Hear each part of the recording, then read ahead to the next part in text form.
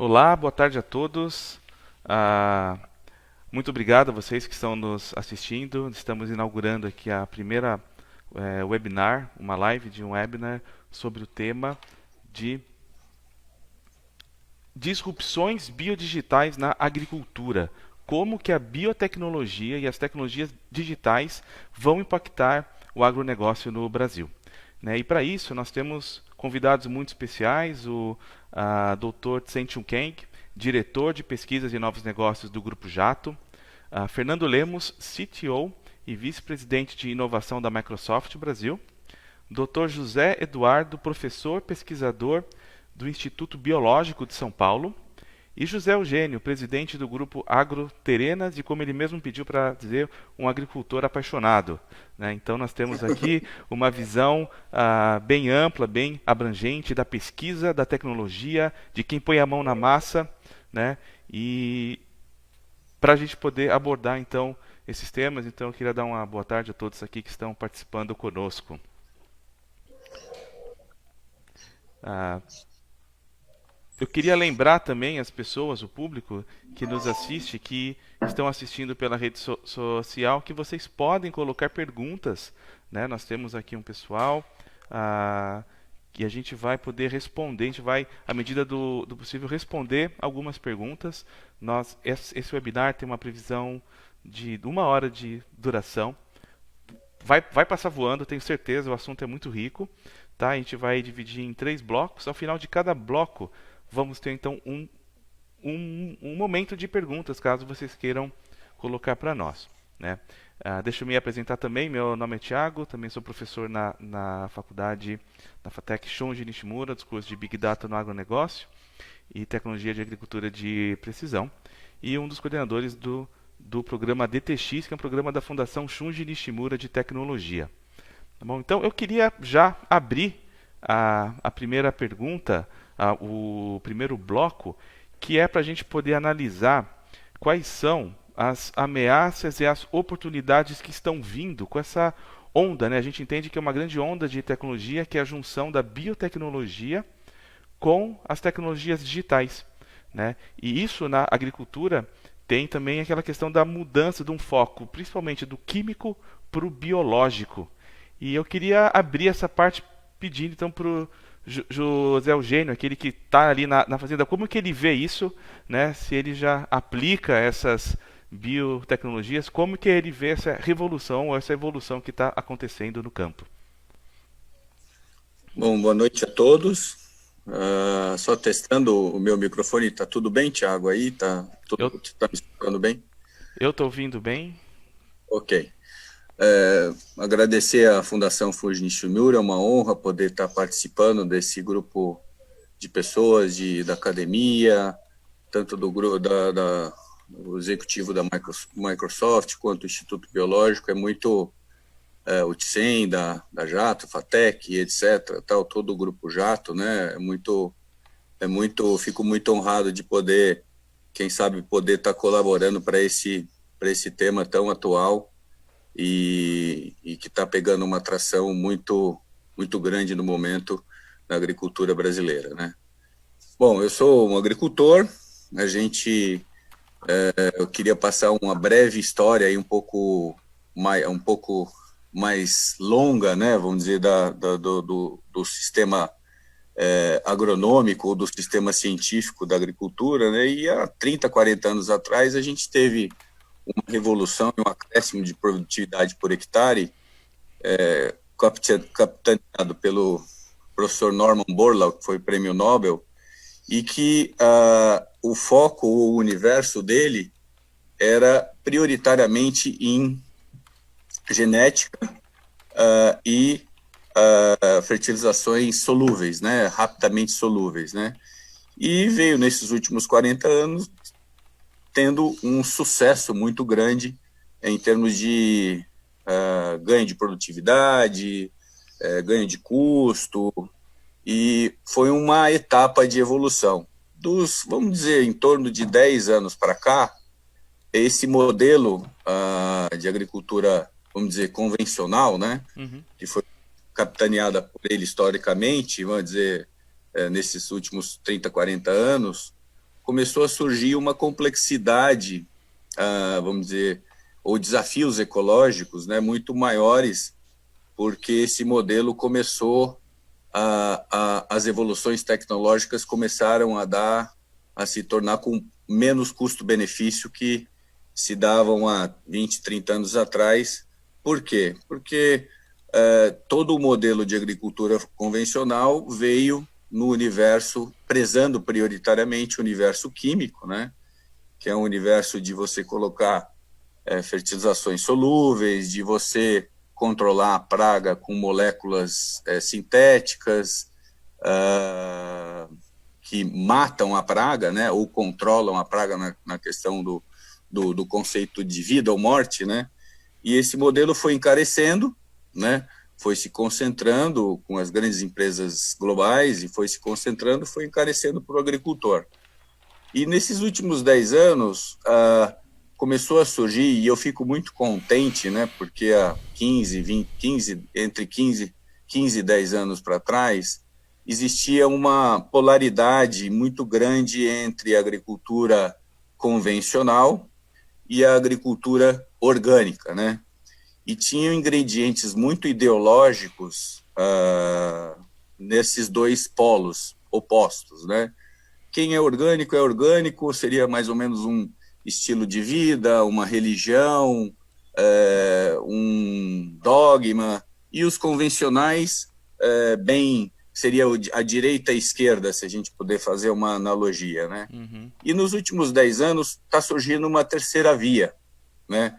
Por obrigação, por uma certa maturidade muito plena da tecnologia convencional, está surgindo uma terceira via, que é a agricultura sustentável, né? Vamos dizer assim, que é o conceito de sustentabilidade, que ele tem zero de ideologia, né? Vamos dizer assim, é um caminho científico muito forte, né? Vamos dizer que as pessoas respeitam essa turma, né, que está surgindo agora, esse segmento de pesquisadores, de pensadores e tal, eles prezam alguns conceitos da agricultura orgânica e prezam alguns conceitos da agricultura convencional.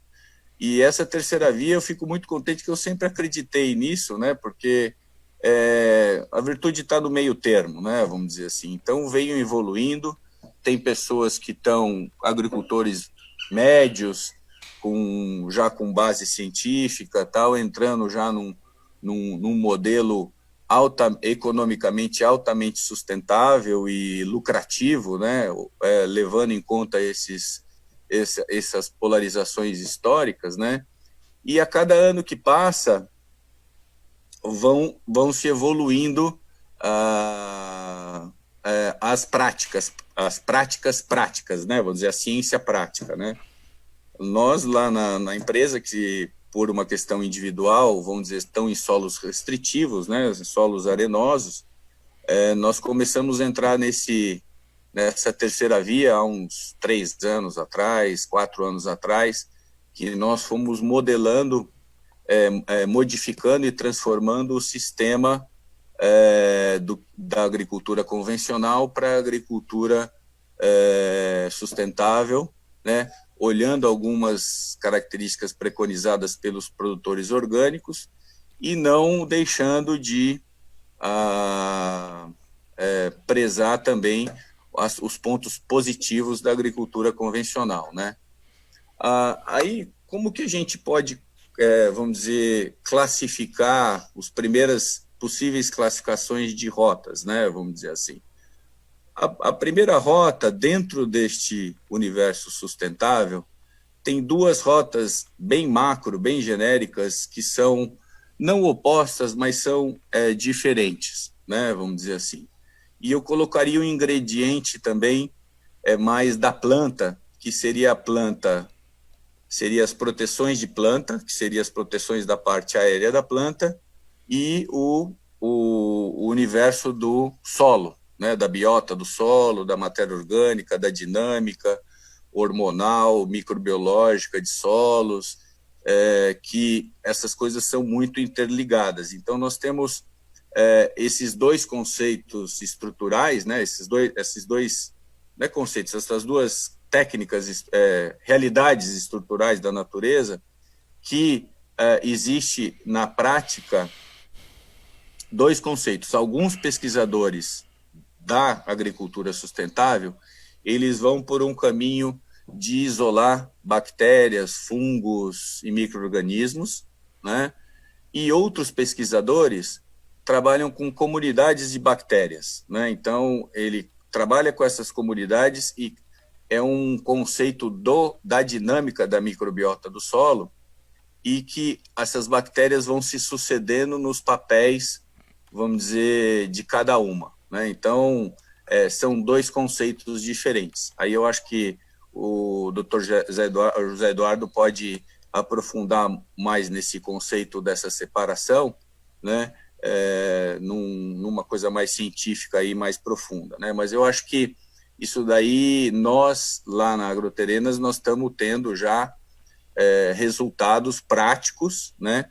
De aumento de produtividade por hectare, sem elevar muito o custo por hectare, né? Então, nós estamos tendo resiliências de secas um pouco mais pronunciadas, as áreas que você usa esse nível, esse pacote, né, esse início de pacote tecnológico, nós estamos tendo mais resistência de plantas em termos de doença, tanto pelo trabalho de solo que nós estamos fazendo, quanto pelo trabalho de proteção de plantas que a gente está fazendo na parte aérea. Então, a gente está vendo esses resultados, e o que está sendo um desafio para nós, porque a academia, os papas, as pessoas que são os mais entendidos, a academia muito tradicional e a academia com muita base científica, alguns ícones, vamos dizer, da academia, eles ainda são céticos com esses conceitos novos, né? E tem uma parte da academia que está começando agora vamos dizer, fazer testes científicos, fazer repetições, fazer estatísticas, medir produtividade com determinada prática A ou determinada prática B, né? E tem dois conceitos muito fortes na prática que a gente está vendo que estão sendo, não diríamos derrubado do histórico da solubilidade de fertilidade, mas estaria sendo, vamos dizer, ele não é absoluto. Então, você tem algumas fontes não muito solúveis, na mesma velocidade que os adubos commodities, vamos dizer assim, como MAP, DAP, super triplo, etc., mas tem fosfato de rochas, que você pode, com bactéria, que é um custo bem mais barato, com fungos e bactérias e alguns micro-organismos, aumentar a velocidade da solubilidade deles. Você pode colocar bactérias e fungos, né, no solo que fazem a microbiota muito mais rica, que traga indiretamente resistência para a planta. E na parte aérea também tem, vamos dizer, vários produtos, mas esses produtos eles são muito delicados em termos de temperatura, umidade, enfim, os fatores bióticos, né? Que a gente tem que ter muito profissionalismo para esses produtos de proteção de plantas da parte aérea, ele darem resultados, vamos dizer, parecidos com o químico. Sem Agora, dúvida.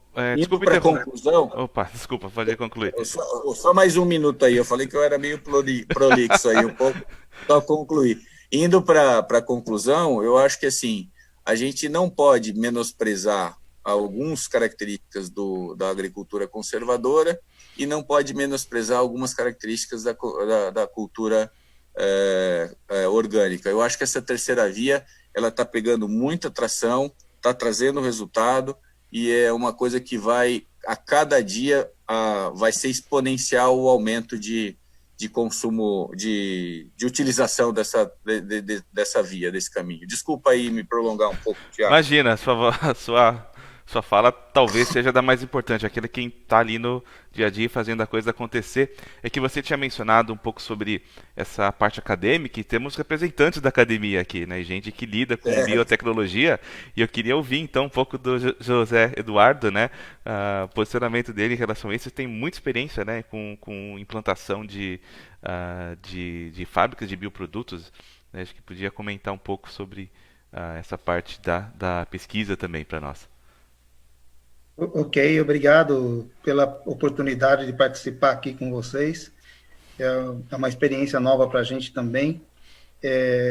E ouvindo também o que o José Eugênio está explicando, realmente faz a gente perceber como a cabeça do produtor está mudando mais, né? Isso é uma coisa interessante. Na realidade, a gente vem de uma academia que entendia o solo como um substrato, como algo morto. E isso realmente passou-se por muitos anos. Na realidade, eu também fui formado nessa visão, e isso no Brasil se durou aí, não vou dizer perpetuou, porque senão seria para sempre, mas durou muito tempo. E na última década, propriamente dito, a gente está vendo assim uma mudança de paradigma ao entender que existe toda uma biota, toda uma visão biológica do solo que faz a diferença na produtividade, na manutenção, principalmente nós aqui no Brasil, que temos clima tropical, onde nossa diversidade biológica é muito grande. Eu sou pesquisador na área de fungos que controlam insetos, e a gente sempre comenta isso. A coisa mais básica que tem desse controle biológico é entender que o solo é o maior depósito. O solo é a maior biblioteca, né, o micoteca de fungos ali importantes para a gente pesquisar, desenvolver. E é como ele também disse, existe sim uma visão mais individual, pegando específicos, micro-organismos específicos, até organismos microscópicos pequenos, como nematóides, e estudando individualmente, ou compreendendo eles como uma comunidade. Então, a gente pode chegar na conclusão seguinte, que na última década, principalmente, vamos dizer, nos últimos 15 anos, pelo menos, a gente viu um crescimento enorme dessa visão se espalhando e o próprio produtor procurando isso.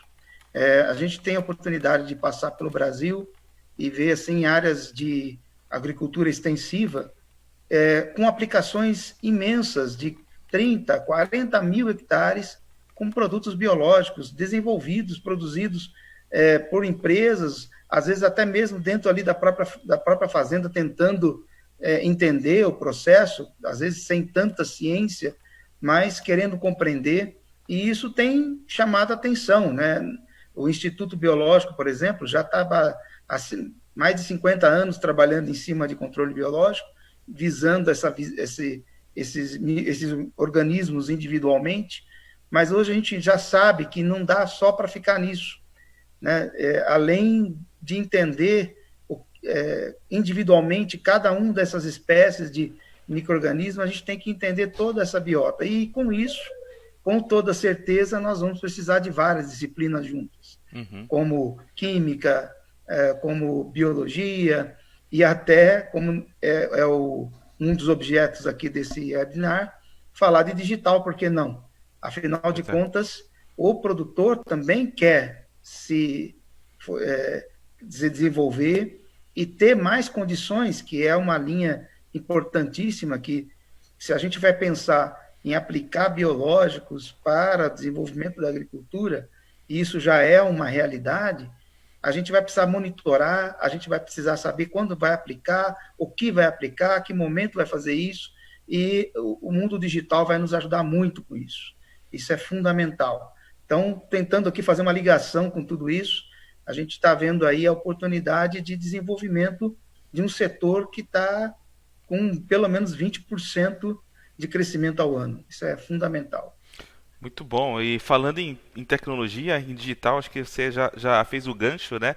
Acho que o melhor representante para poder continuar, então, você passou a bola pro Fernando Lemos, né? Não tem como dizer, né? Que sendo o CTO da Microsoft, envolvido em tecnologia e inovação, então, eu queria ouvir um pouco desse lado digital também, né? Porque a gente está falando dessa união do biológico com o digital, parece que as coisas se complementam, a adoção de uma necessita da outra ou algo do gênero, né? Eu queria ouvir um pouco do Fernando também sobre esse assunto. Perfeito, Thiago, muito obrigado.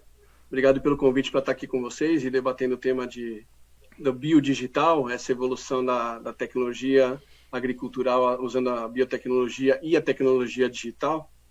E colocando os dois pontos dos nossos dois amigos o José Eduardo e o José Eugênio, a gente está vivendo num mundo que está em completa transformação. A gente está vivendo num mundo de novas formas de se fazerem coisas tradicionais, tais quais a agricultura. Se a gente parar para pensar, nós viemos todos do campo e uma boa parte no passado migrou para as grandes cidades. E a gente está buscando um novo equilíbrio, assim como a gente está olhando no micro, no macro, a gente está buscando um novo equilíbrio entre o campo e as cidades. Assim como no mundo agricultural houve uma grande transformação do convencional para o orgânico, para uma terceira via, como disse o professor, na tecnologia também a gente está passando por essa transformação. O mundo veio de um mundo de uso de tecnologias analógicas, no mundo que começou a usar os grandes computadores em grandes empresas na década de 70, na década de 80, transicionando para um mundo de tecnologia digital de alta democratização, na mão de todas as pessoas, quer sejam nas grandes cidades, como também no campo. Esse contexto faz com que a gente possa enxergar a agricultura como um sistema fechado, não só do ponto de vista biológico, mas do ponto de vista também tecnológico. Porque, classicamente, a gente usava abordagens, tanto no mundo corporativo, no mundo comercial, como no mundo agricultural, de olhar para o retrovisor. A gente olhava para trás, via o que acontecia com a nossa colheita, fazia um planejamento e aplicava as técnicas. Mas não é de malha fechada no sentido de eu poder fazer a aplicação de algo e saber se aquilo que eu planejei está acontecendo bem e em tempo real, tomar novas decisões decorrentes daquela decisão. Então, nessa transformação do mundo, o mundo está passando por uma transformação digital muito grande, onde a gente passa a começar a ter sistemas altamente conectados. A partir da internet, na década de 90, a gente está com sistemas hoje, praticamente tudo é conectado. A gente brinca que a era da desconexão acabou. E a gente está vivendo nesse momento exatamente isso. Nós estamos todos em casa, mas podendo estar conectados aqui por vias digitais. Mas isso também está chegando no campo. A gente está falando de redes digitais de informação, coberturas por satélite, por IoT, por 5G, que está chegando agora, com um custo muito baixo, como o José Eugênio falou, porque a gente não pode esquecer que tecnologia e agricultura tem que usar o máximo para tirar o máximo, e não usar o mínimo para tirar o máximo. A gente tem que conseguir investir o suficiente para que a gente tenha custo baixo e alta produtividade. E a tecnologia vem agregar isso também. Como o José Eduardo comentou, por dados, então dentro da transformação digital tem um capítulo que você, Thiago, é um mestre nesse assunto, que é o Big Data, o Data associado ao agro, mas principalmente não para a gente ter um lake de informações, um lago de informações como a gente faz na agricultura. Eu tenho que ter a capacidade de fazer análises do passado, mas fazer predições e prescrições para o futuro. Assim como a gente faz na agricultura e no planejamento de plantações, a gente faz a mesma coisa com tecnologia. E unindo os dois, a gente consegue transformações muito interessantes. Aproveitar, então, essa transformação digital no contexto de conectividade, do data-driven, e principalmente no estudo de jornada do solo, jornada do agricultor, a jornada do consumidor. Esse novo contexto pressupõe a gente mudar um pouco do foco da era industrial, que era para o produto e para o químico, e indo para o sistema, para sistemas complexos, que é o ser humano, a agricultura como sistema interdependente, assim como a gente falar de transformação digital no contexto dos consumidores, das pessoas, dos seres humanos. Isso tudo vai fazer com que a gente possa, talvez, aproveitar um momento da oportunidade que a gente tem no Brasil, de hoje sermos um dos maiores líderes mundiais em agricultura, para a gente continuar mantendo essa liderança. Usar a agricultura, as novas formas, a terceira via, mais a tecnologia unidas, para que a gente possa transformar o Brasil, que já é o celeiro do mundo, mas um celeiro talvez de produtos mais acabados, mais fortalecidos dentro da cadeia agricultural e da cadeia alimentícia, né? Então, para fechar esse ciclo, acho que a gente tem uma oportunidade gigante de fazer a conexão entre o mundo analógico e o mundo digital aplicado à agricultura. Dados é uma grande jornada, mas eu queria convidar o Tisen, que também tem algo muito interessante para dividir com a gente, né, Thiago? Com certeza. Com Vamos certeza, ver com como... certeza. Sem pelo grupo Jato, né? Deixa eu ligar o microfone aqui. Sempre esqueço de ligar esse microfone, né? É uma tragédia. É a tecnologia. Pessoal, muito prazer de estar conversando com todo mundo. Eu quero agradecer especialmente os alunos da FATEC que estão assistindo a gente, né? Do curso de mecanização, os alunos aí, os ex-alunos também que a gente tem na FATEC espalhados aí por esse Brasil, os alunos do Big Data, né? Os ex-alunos agora do Big Data também, né, Thiago? A gente já Com tem certeza. ex-alunos Tem ex-aluno trabalhando. turma espalhados aí. Eu queria agradecer e falar um pouco que tem uma oportunidade gigantesca, né? Que é essa transformação. A gente até tem falado muito desse termo biodigital, né? Que é exatamente essa junção das biotecnologias, né? Então, a gente sabe que esse mercado de insumos, essa cadeia de agrícola, né, de insumos, está numa transformação grande, como o próprio Zé Eugênio falou, o próprio Zé Eduardo falou, e está tendo uma migração para essa terceira via, que vai ser essa junção, né, entre o químico e o biológico. Mas, é claro, o biológico ele tem uma característica muito especial, né? Biologia é muito mais complexo do que a parte química, né? É só você lembrar, lá no colegial tinha matéria lá de química inorgânica, que era fácil, periódica, e aí depois tinha aquela matéria de química orgânica, que ninguém entendia nada, né?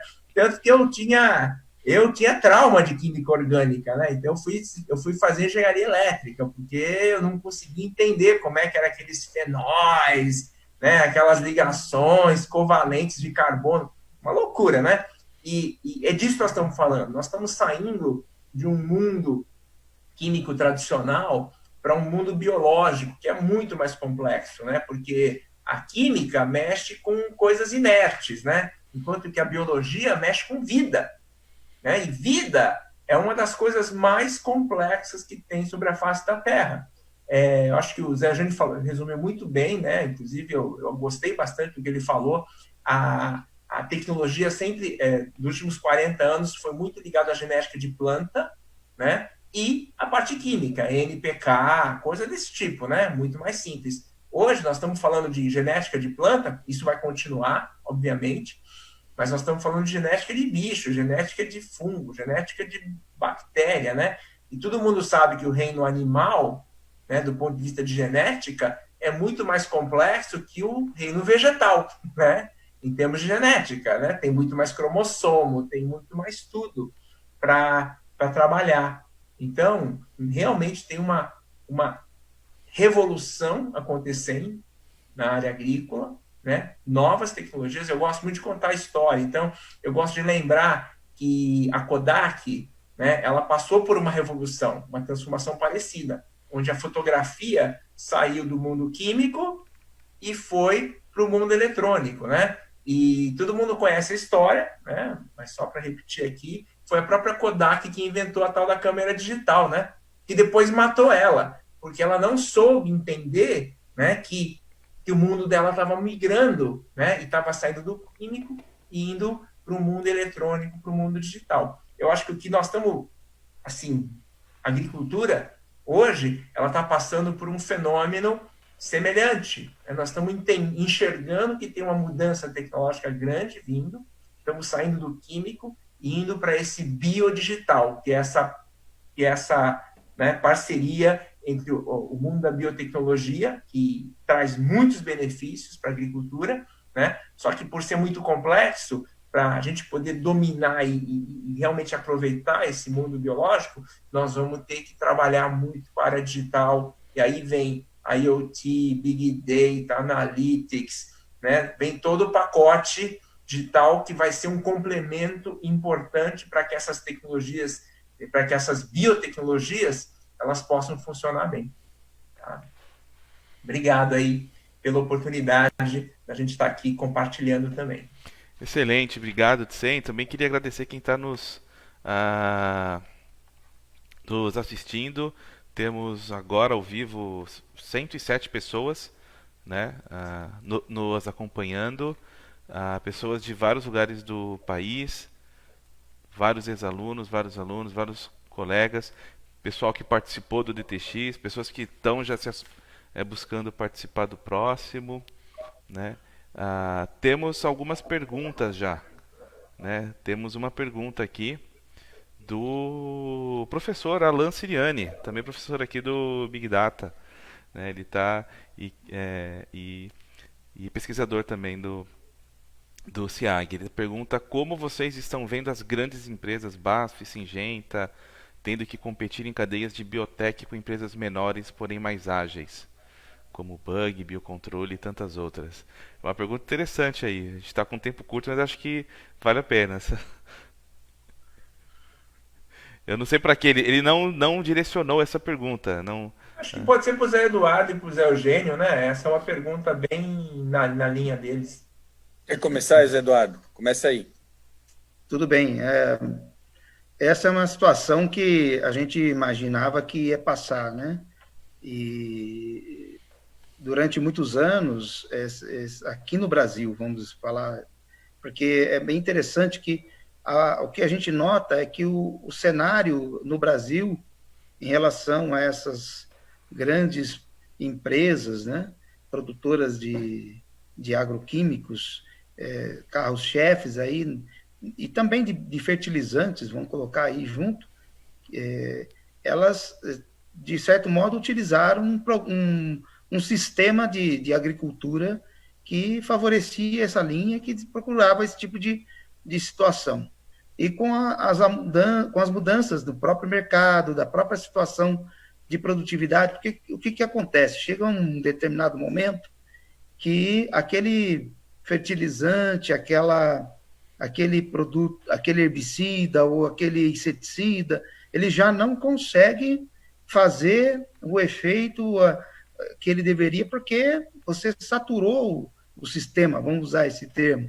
Você criou resistência na praga, você começou a utilizar demais e os produtores têm procurado essas alternativas biológicas, tanto por questões de produtividade, que esse é o principal motivo, produtividade com custo mais baixo, como também a própria saudabilidade de alimentos, do próprio meio ambiente, que eu diria que seria pontos até ainda considerados secundários, mas importantes, não pode ser deixado de lado. Essas grandes empresas hoje também estão buscando essa linha, e eles têm participado de alguma maneira, claro que dentro de uma visão mais competitiva mesmo, procurando, dentro do seu portfólio, desenvolver produtos. Tem já produtos biológicos que vêm dessas multinacionais. Então, realmente, isso é um cenário que vai realmente mudar mais, cada vez mais agora para frente. A gente vai ver, inclusive, muitas pequenas empresas sendo transformadas aí, ou até compradas por grandes, porque é uma coisa do Brasil, né? Nós não temos como pegar um Bacillus subtilis da Europa e tentar botar isso aqui no Brasil com facilidade. Não funciona assim. Por isso que as empresas regionais são mais ágeis, elas vão mais rápido, né? E isso também vai acontecer com outras linhas aí de biofertilizantes, bioinseticidas, e acho que é por aí que a coisa está acontecendo. Concluiu, Zé? Concluí. Ó, a minha visão é um pouco assim, a pergunta é muito pertinente, né? Agora para o público as startups, para os modelos de negócio, como trazer valor para a startup em si, como é que trazer valor para o produtor, né? Como o Dr. José Eduardo falou, é um modelo de competitividade totalmente diferente. Por quê?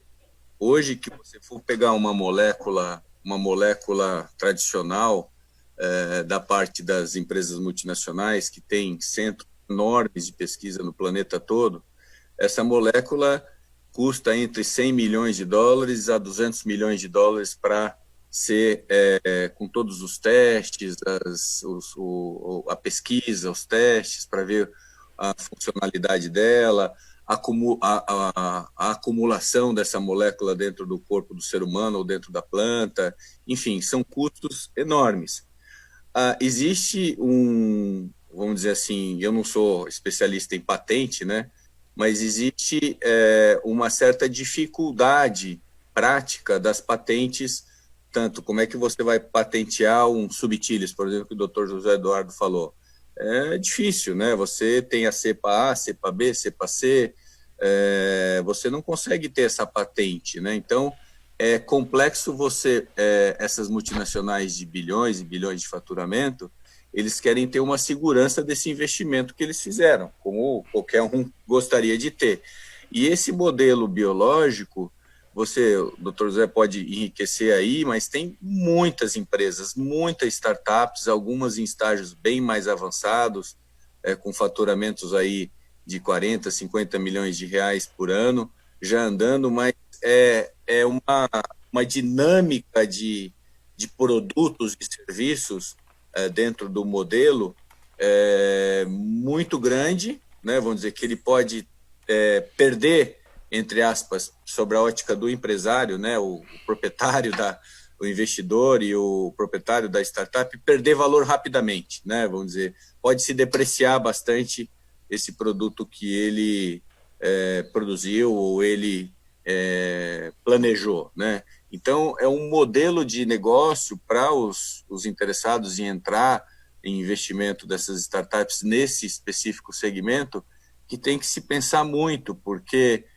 não é só o produto, você tem que ter um conceito de serviço, esse serviço não vão ter margens aí de 300, 400, 500, 600%, que algumas moléculas que foram gastas, eu acho que não estou aqui querendo julgar nenhum se é caro, se é barato, mas que foi investido aí 100, 200 milhões de dólares para desenvolver essa molécula, não é isso. No mundo biológico não é isso, é uma interconectividade, é um conceito de colaborativo, é uma sociedade em rede, que vai de encontro com essa modernidade de competitividade agronômica. Eu dou um exemplo, por exemplo, olhando sobre a ótica do produtor, né?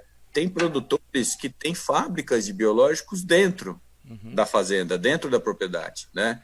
E eles trabalham prioritariamente com comunidades de bactérias porque não tem asepsia e a higiene suficiente para trabalhar com moléculas, com uma segurança de moléculas, de bactérias e fungos específicos, né?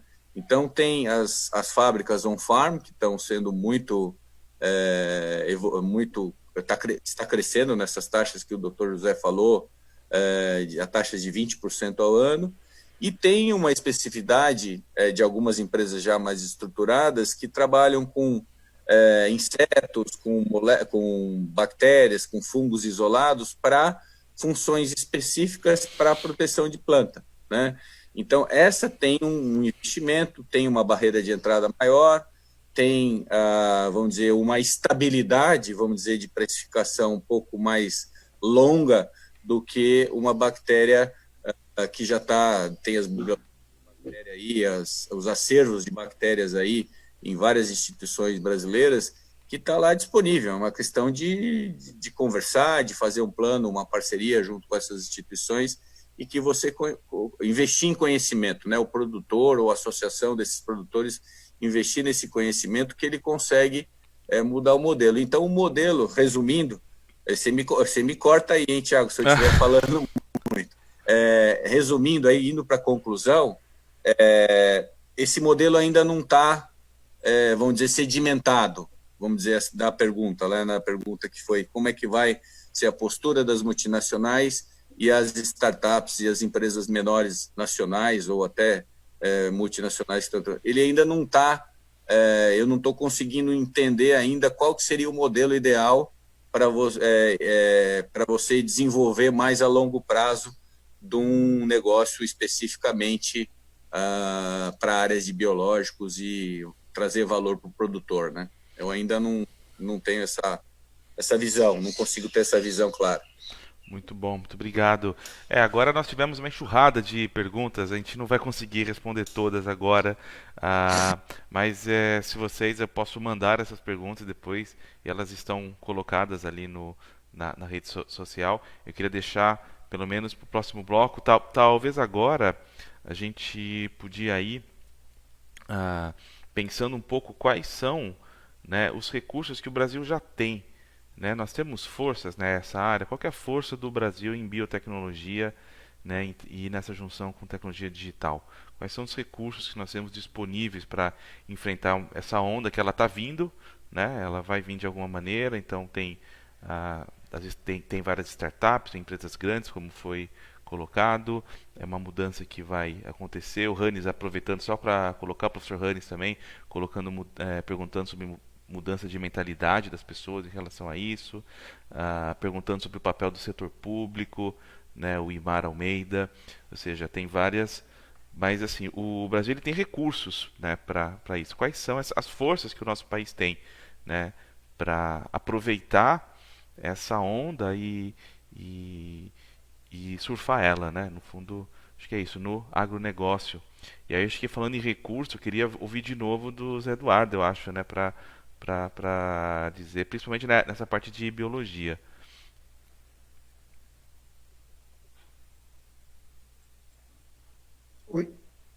Oi, tá me ouvindo? Perfeitamente.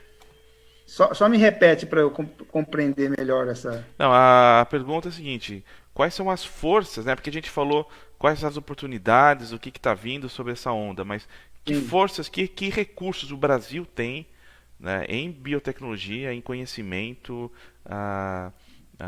para aproveitar essa onda biológica, né? Certo. Bom, começa com a nossa biodiversidade, que é enorme. Nós não conhecemos tudo isso. E até pegando algumas coisas que alguns participantes já falaram aí, realmente a gente conhece muito pouco da nossa biota, da nossa comunidade biológica ali, e temos muito para se explorar aí, né? Hoje, essa visão de bioprodutos, de controle biológico, está se desenvolvendo de uma maneira muito forte, muito interessante. Então, vamos dizer que é uma onda que nós temos que aproveitar, que nós temos que deixar surfar sobre ela, que eu acredito que a onda está subindo, né? Nada a ver com coronavírus, por favor. Mas ver essa onda subindo mesmo, no sentido da gente aproveitar bastante para estar bem na crista dela, porque nós temos esse tipo de material biológico. Outra é o próprio produtor que tem interesse nisso. Isso também apoia muito, porque faz com que a coisa se desenvolva, né? Inclusive integrando todos esses setores aí, inclusive digital. Isso vai realmente fortalecer. Talvez que a gente ainda precise aprender e a melhorar mais tenha a ver mais com as questões de legislação, de regulação, até um pouco de qualidade, a gente ainda tem que aprender um pouco mais a respeito. Mas isso tudo é o ciclo, né? Não há como mudar isso assim, não dá para colocar o carro na frente dos bois, né? Essas coisas vão acontecer mesmo. Muito bom. E ainda falando de forças, né? Então a biodiversidade nossa é uma força, mas aí eu tenho uma pergunta de outro produtor rural. Aqui o Bruno Garcia Moreira, proprietário da fazenda São João Cabanha, Leone, né? Ele direciona a pergunta para o Fernando, falando sobre talvez uma fraqueza que ele enxerga da parte tecnológica no Brasil, né? Então ele pergunta: Fernando, você falou sobre o acesso hoje pelo agricultor das novas tecnologias, mas na realidade, em alguns casos, existe uma dificuldade mais básica, como, por exemplo, ter um acesso ao celular, né? Então eu queria ver, né, ouvir de você como que a gente responde aí o Bruno. É interessante, se a gente olhar para o problema, ele tem sempre duas faces, a oportunidade ou a dificuldade. É verdade que hoje uma cobertura pública de telefonia celular pode ser complexa em algumas regiões do Brasil. Mas assim como disse o professor José Eugênio e o professor José Eduardo, é uma briga entre incumbents e novos modelos de negócio com startups. São novos ecossistemas sendo formados. Hoje, para a gente ter uma cobertura de grandes áreas agricultáveis que estejam fora dos grandes centros, existem tecnologias de conectividade como baseadas na internet das coisas, no IoT, que se chamam, por exemplo, tem um modelo de telecomunicações baseado no padrão LoRa ou no padrão Sigfox, que eles conseguem ter coberturas de 5 quilômetros com uma única antena e o custo na casa de unidades de reais, né? Então, um problema pode se transformar numa oportunidade. Esse grupo, um grupo de agricultores de uma determinada região pode montar a sua própria rede, assim como o professor José Eugênio comentou das suas biofábricas, dos bioreatores dentro das fazendas, as biofarms. Você pode fazer a mesma coisa com telecomunicações. Eu preferia enxergar o problema pelo lado da oportunidade. Existe um mar enorme de oportunidades na nossa economia brasileira. A transformação digital já vem sendo aplicada no Brasil desde a década de 90. Então, se a gente parar para pensar, na década de 90 a gente fez a transformação digital dos sistemas de pagamento, dos bancos. Em 2000, a gente começou a fazer a transformação digital do varejo, das áreas de telecomunicações. E a gente vê, além da transformação digital, ela tem sido um terreno fértil, até por analogia, para o modelo de empreendedorismo continuar crescendo, né? Então, a gente tem um mar de oportunidades para aplicar as tecnologias que já foram aplicadas em outras indústrias, agora também no agro. Talvez o que a gente precise é fazer um ajuste de mentalidade, porque a gente geralmente pensava no modelo de comando e controle, modelo de controle mundial. Alguém produz para mim lá em algum lugar do mundo, e eu aqui sou um consumidor de produtos de tecnologia e ou de agricultáveis e insumos. Com esse novo modelo, com uma nova mentalidade baseada no ágil, que nasceu no contexto de software, mas que hoje é aplicado ao todo, você pode ter novas formas de organização, novas formas de trabalho mais distribuídas e baseadas em redes, onde você pode ter microcosmos, microsistemas de empresas, pessoas, negócios ao redor de uma fábrica, ao redor de uma indústria, ao redor da agricultura, para usar, como disse o Thyssen, IoT, Big Data, usar drones, porque imagina que a gente está usando os elementos biológicos, eles estão em ciclo vivo, né? Pode ser que um lugar funcione muito bem, mas numa outra pequena parte da minha fazenda não está funcionando bem. Se eu tenho monitoramento por imagens, eu tenho monitoramento de detalhes da minha plantação, eu posso tomar uma ação de tempo real de mudança da minha produção naquele momento, daquele local da minha fazenda.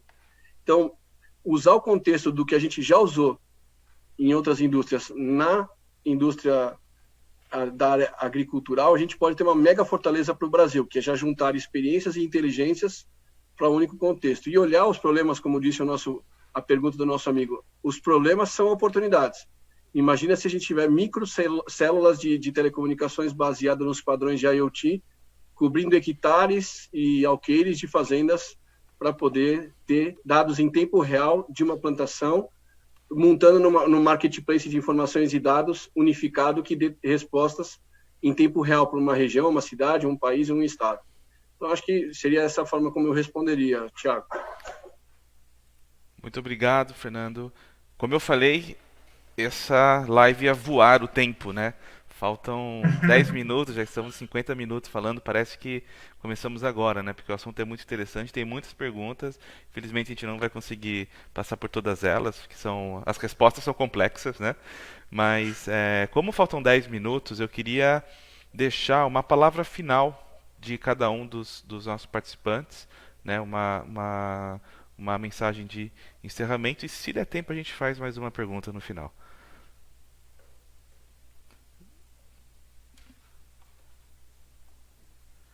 E aí ficou quem gostaria de falar. Você, já que você não falou ainda. Pode começar, Eugênio, pode começar. Eu acho que a gente tem que, nessa turbulência toda que está acontecendo agora no mundo, que alguns dizem que quem falar o que vai ser o futuro está mentindo, né? Qualquer um, né? Ou chutando, né?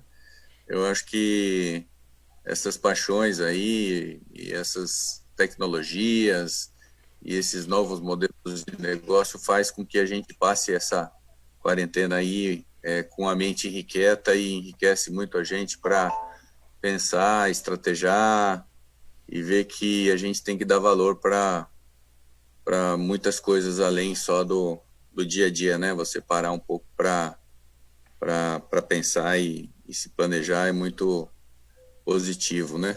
Tem as suas angústias todas, mas é muito positivo. Eu acho que, voltando para o tema, né? O tema do biológico, eu acho que eu sou um apaixonado, então vocês, vamos dizer, filtrem um pouco o que eu vou falar, mas eu acho que é um caminho sem volta, né? Vamos dizer, em termos de custo, em termos de produtividade, em termos de volume de produção por hectare. A sociedade como um todo está pedindo isso, né? O conceito da sustentabilidade, as moléculas não cumulativas no corpo humano. Vão ter 2 outros DTX aí, 2 outras lives aí no conceito de saúde, no conceito da alimentação. Tem um link muito forte com os outras lives que vão ter amanhã e depois da manhã, né? Nessa parte da academia que eu tenho participado, eles falam que o conceito nutricional do produto, da commodity produzida através desse biológico, ela é mais concentrada, ela é mais nutritiva, ela tem mais vitaminas, tem mais micronutrientes, mais nutrientes e tal. Então, são o ciclo e o eixo da vida, eu acho que é uma coisa sem volta, né? A gente é produtor de laranja e a gente está tendo muita pressão do continente europeu para a questão das moléculas cumulativas, que uma parte da agricultura convencional na cultura de citros, eles estão retirando todo ano 2, 3 moléculas convencionais, então nós estamos sendo forçados a buscar, né? Não é nem por paixão, é por forçado a buscar, o mercado está pedindo isso, então eu acho que é um desafio grande, eu acho que a gente vai sair lá melhor, mais competitivo, mais saudável, e a gente tem que se conectar, trocar ideias, trocar informações, conhecimento, fazer estatística, entrar esse universo aí na academia e ter uma maior parte da academia tradicional aí comprando essa ideia, porque é moderno, é a tendência, e eu acho que a gente tem que estar surfando a onda, como vocês falaram aí tudo. Eu acho que é uma onda grande e longa, né? Nós estamos no começo, né?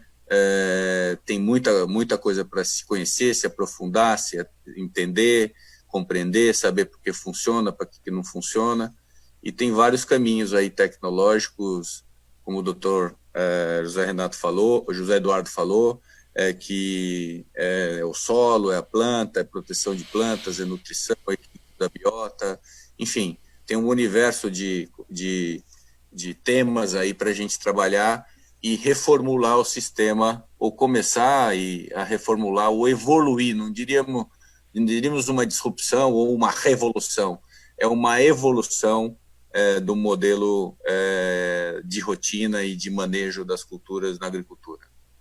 Muito obrigado.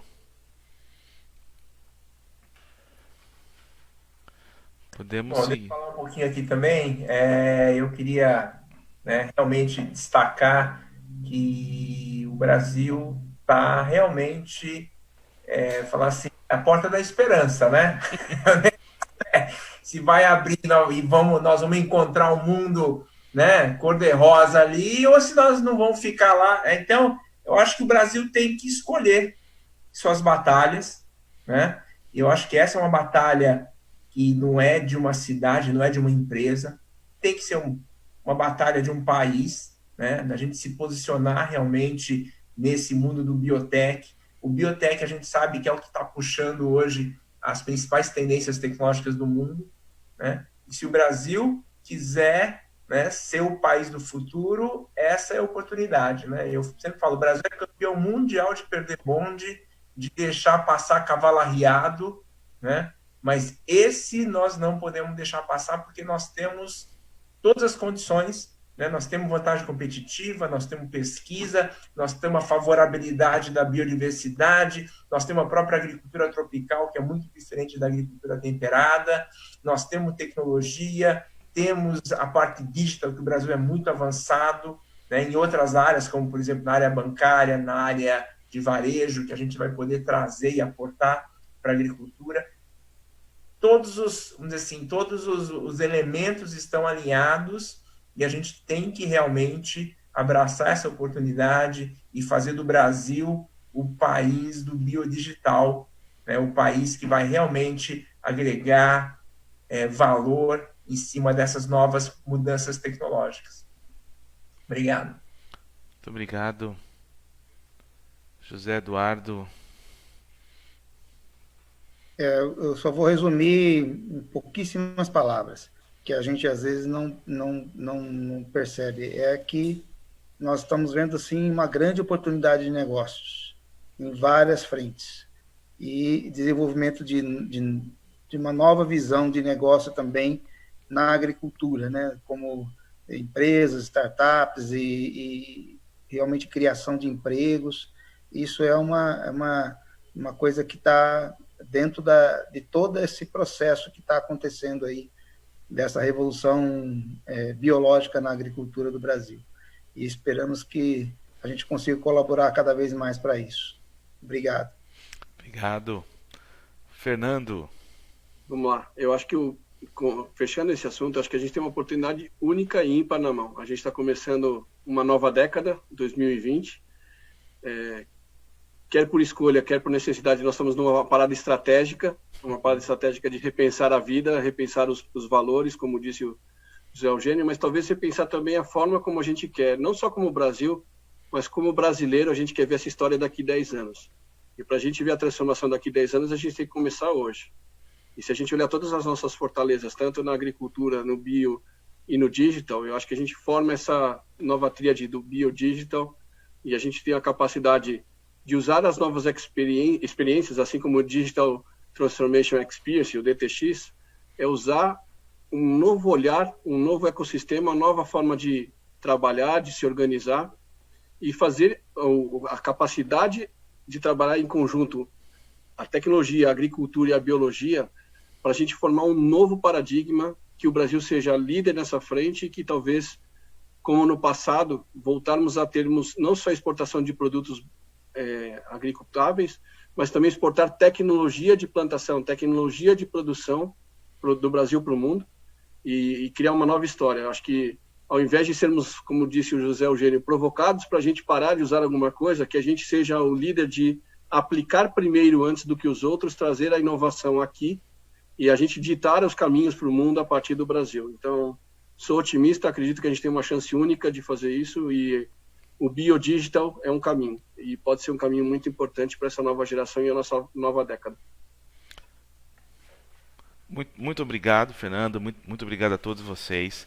São 18 horas agora, né? Eu acho que é bom quando acaba com um gostinho de quero mais coisa para falar, com mais pergunta. Quem sabe a gente volta, faz outras rodadas, né, com outros convidados também, onde a gente possa continuar abordando esse tema, que ele é muito rico, né? Não é impraticável a gente fala tudo em uma hora do que tem para se falar sobre esse assunto. E eu queria agradecer, né, principalmente a vocês que participaram aqui conosco, aceitaram o convite e puderam contribuir. Para todos aqueles que nos assistem, aqueles que colocaram perguntas e participaram, mesmo à distância. Lembrando que amanhã, né, no mesmo horário, nós vamos ter um webinar sobre o biológico e sobre o biodigital em alimentos e na sexta-feira o biodigital em saúde. Né, eu vi aqui algumas empresas do setor de saúde e de alimentos que já participaram aqui hoje, né? Então peço que vocês também participem amanhã e na sexta-feira. Queria agradecer também à Fundação Shunji Nishimura, a todos aqueles que têm apoiado o projeto, né, do programa de transformação digital, que agora não é só uma transformação digital pura, mas estamos unindo com o biológico, né? Então esse é um caminho, parece que sem volta aqui para a nossa região e para o nosso ecossistema, né? E a todos aqueles que nos assistem. Muito obrigado e até a próxima.